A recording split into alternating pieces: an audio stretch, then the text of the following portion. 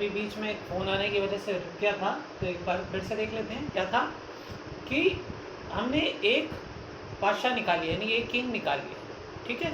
अब उसके बाद हम दूसरा किंग निकाल रहे हैं, जबकि हमें रिपीटिशन अलाउड है, यानी कि हम पत्ते को वापस रख सकते हैं।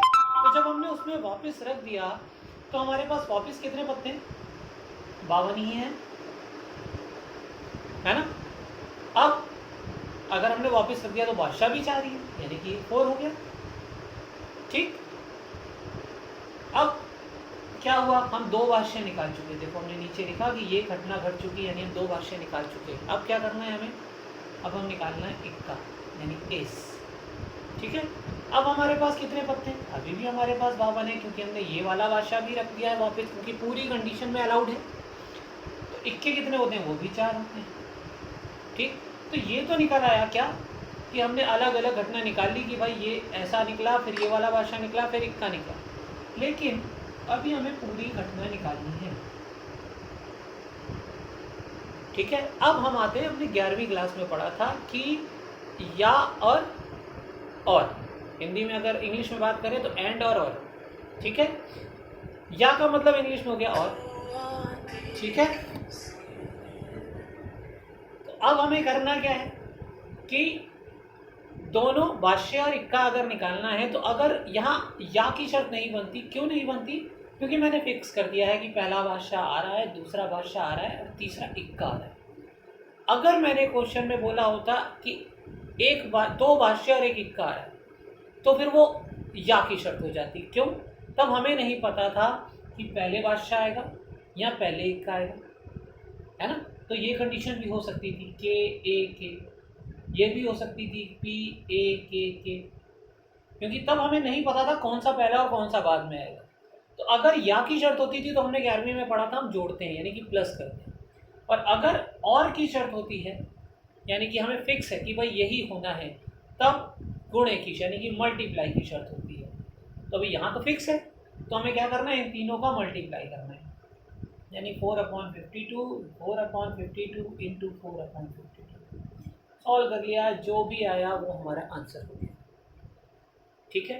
तो ये क्वेश्चन कब हुआ? जब रिपीटिशन अलाउड था। लेकिन मान लो अगर क्वेश्चन ये होता कि रिपीटिशन अलाउड नहीं है, तब क्या होता? चलो करते हैं इसी क्वेश्चन को। पहला बादशाह निकला, अब पहला पत्ता निकाल रहा हो तब तो वही रहेगा, क्योंकि गड्डी में भी उतने पत्ते हैं, कुछ कम कुछ ज़्यादा नहीं हुआ। लेकिन अब ध्यान से, जब हम दूसरा पत्ता निकालते वक्त हमारी गड्डी में एक पत्ता कम हो गया, ठीक है। और कौन सा कम हो गया? बादशाह ही कम हो गया, है ना। तो अब हमें दूसरा भी बादशाह ही निकालना था, तो एक कम हो गया, यानी कि टोटल गड्डी में 51 बचे। अब हमने गड्डी में से एक बादशाह और निकाला, जो कि पहले एक निकल चुका था। तो गड्डी में बादशाह कितने बचे? 3, यानी अब 3 में से कोई एक निकलेगा, क्लियर है ना बात। अब हम देखो, जब हम इक्का निकाल रहे हैं, 2 बादशाह निकल चुके, गड्डी में कितने बचे? 50, क्योंकि 2 पत्ते बाहर निकल चुके थे शुरुआत में 52, 2 निकल गए, बचे 50। अब निकालना इक्का, तो सोचो गड्डी में इक्के कितने बचे? इक्के तो 4 ही है ना, क्योंकि 2 बादशाह निकले हैं, इक्के तो अभी सारे के सारे उस गड्डी के अंदर हैं। तो गड्डी में अगर 4 हैं तो ठीक, ये सारे निकाला है। अब हमें फिर से यही निकालना है, तो फिर से इनका मल्टीप्लाई करेंगे, क्योंकि फिक्स है अभी भी।